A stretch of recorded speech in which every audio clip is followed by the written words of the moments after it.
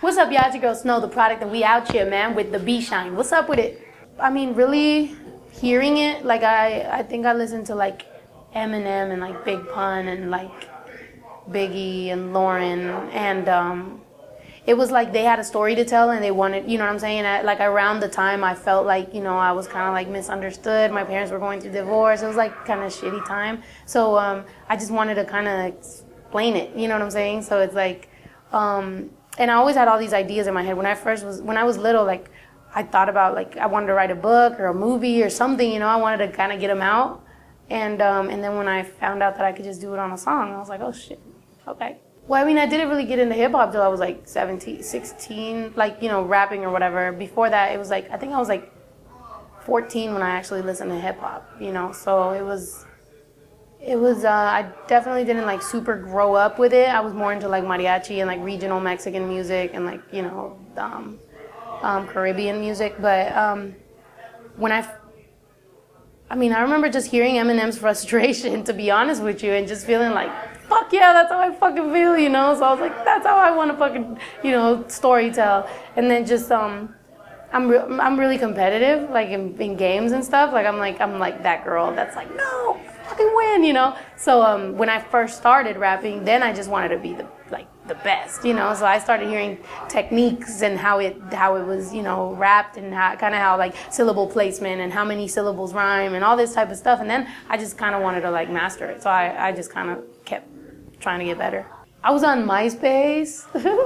I went out there and sold CDs. Like I pressed up my own CDs and I sold them on the street in San Diego and, you know, and the Bay, and everything kind of came like naturally. Like I guess it was, I don't know if it's street smarts or what, but like I didn't know anything about the music industry, but like I created a street team called the Product Pushers, and it was like I didn't even like, now that I talk to like labels and they're like, so this is how you did this and you did that, and I'm like, I don't know, I just did that shit. Like you know, that shit just seemed to make sense to me. So yeah, the way that the street team was done, the way the website was, the way the clothing line was, like all this stuff that is now somehow like a bigger asset for me, was really just like, I was like, that'll be cool, you know. So now my mom gets it, but to be honest with you, like it's always been the thing, like you need to go to school and you need to stop doing that. Like what are you doing? You know? So yeah, I think maybe if I get to buy my mom a house, she'll be cool.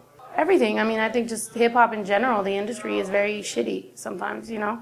And there's good people out there still, but it's so much politics, and everybody wants to keep their job, and everybody wants to feel important, and it gets to a point where you're just like, can you just fucking go based on talent or hard work or whatever? Because it sucks when you find out, and I'm sorry kids to fucking ruin this for you, that talent and hard work isn't all you fucking need. You also need a bunch of fucking luck and people to kind of, you know, be on your jock, because that's going to help them with their job. So change people's, you know, like, and it's funny because I get hit up by a lot of people who are like, you changed my life, you know, you motivate me, you inspire me.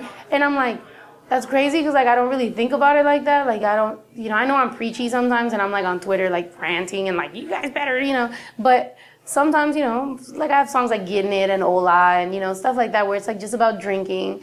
But then I look back and I'm like, I do have a lot of songs about, you know, kind of getting up, you know. It's like getting it is like get up off your lazy ass and go get it, you know. It's like shit like that. So I feel good that even if I changed a couple people's lives, that's fucking dope. Because when I wanted to be a social worker, that's all I wanted to do. So now I get to do it via fucking having fun and tweeting and shit.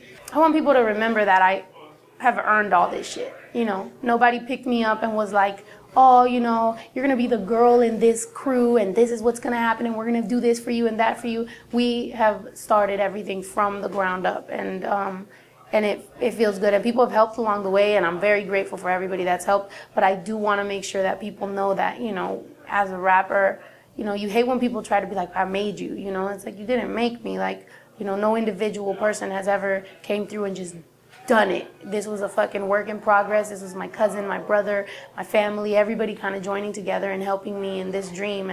And I'm happy that the movement is growing as big as it is, and that it's real, and that it's organic, and that I will always be able to have that because, you know, we worked for it one by one.